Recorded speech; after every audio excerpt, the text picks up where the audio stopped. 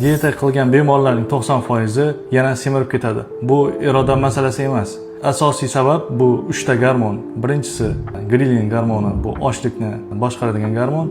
Ikkinchisi leptin, to'yish gormoni va insulin hisoblanadi. Bular agar grelin gormoni oshib ketsa, ochlik hissi paydo bo'ladi. Leptin gormoni kamayib ketsa ham to'yish hissi kamayadi. O'shaning hisobiga 90% insonlar yana diyetadan keyin semirib ketadi. Semizlikka yechim bu 3 xil usuli bor. Birinchisi eng oddiy usuli bu defitsit kaloriya hisoblanadi. Defitsit kaloriya qanday? Bu kuniga yegan ovqatingizni kaloriyasiga nisbatan 500 kaloriya defitsit yoki 700 kaloriya defitsit bo'lishi kerak. Yoki bo'lmasam kuniga 150-200 minut fiziki nagruskada bo'lishingiz kerak bo'ladi. Ikkinchisi medikamentoz davolash hisoblanadi. Bu medikamentoz davolashda bu zamonaviy dorilar bor hozir semizlikda qo'llanadigan Ozempic, ya'ni sostavi bu semaglutid.